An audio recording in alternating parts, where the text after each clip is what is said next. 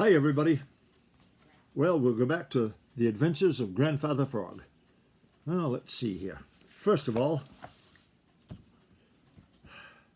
to my grandson Jackson in Maine. Hi Jax. And hi Matthew, another grandson, another granddaughter Marjorie.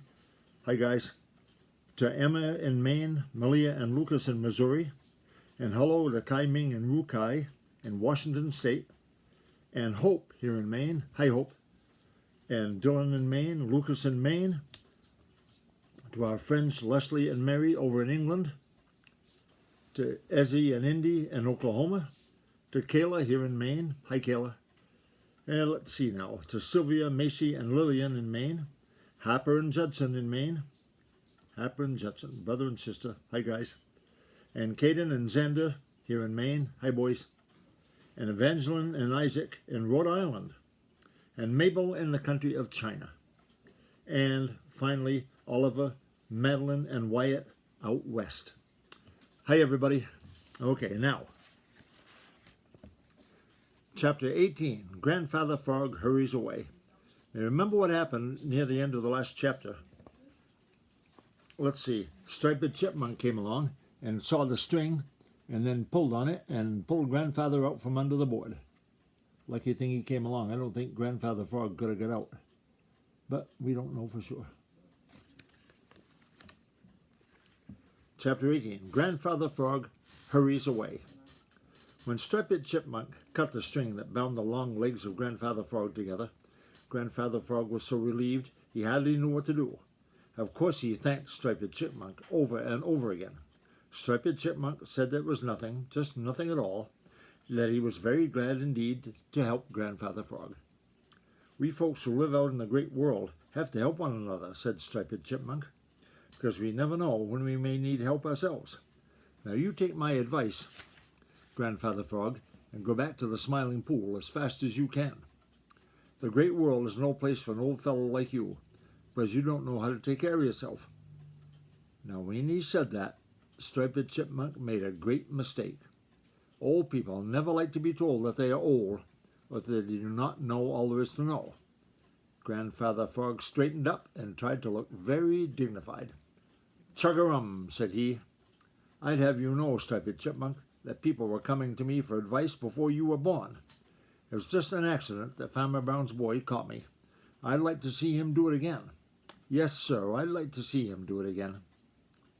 Dear me, Grandfather Frog was boasting. If he had been safe at home in the Smiling Pool, there might have been some excuse for boasting. But way over here in the long lane, not even knowing the way back to the Smiling Pool, it was foolish. Very foolish indeed. Excuse me. No one knew that better than Striped Chipmunk. But he has a great deal of respect for Grandfather Frog. He knew, too, that Grandfather Frog was feeling very much out of sorts and very much mortified to think that he had been caught in such a scrape. So he put a hand over his mouth to hide a smile as he said, Of course he isn't going to catch you again. I know how wise and smart you are, but you look to me very tired, and there are so many dangers out here in the great world that it seems to me that the very best thing you can do is go back to the Smiling Pool. But Grandfather Frog is stubborn, you know. He had started out to see the great world, and he didn't want the little people of the Green Meadows and the Green Forest to think that he was afraid. The truth is, Grandfather Frog was more afraid of being laughed at than he was of the dangers around him, which shows just how foolish wise people can be sometimes. So he shook his head. Chug-a-rum, said he. I'm going to see the great world first, and then I'm going back to the Smiling Pool. Do you happen to know where there's any water? I'm very thirsty. You might know, everybody, that frogs need a lot of water. They need to be near water.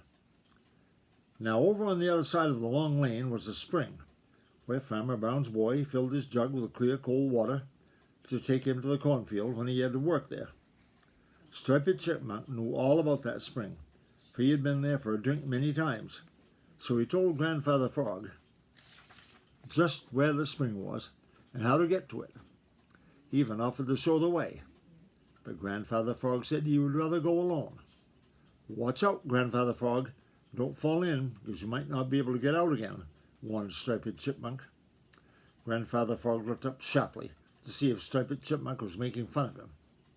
The very idea of anyone thinking that he, who had lived in the water all his life, couldn't get out when he pleased. But Striped Chipmunk looked really in earnest, so Grandfather Frog swallowed the quick retort on the tip of his tongue, thanked Striped Chipmunk, and hurried away to look for the spring, for he was very, very thirsty. Besides, he was very, very hot, and he hurried still faster as he thought of the cool bath he would have when he found that spring. Well, that's the end of that chapter. So, we'll see you soon.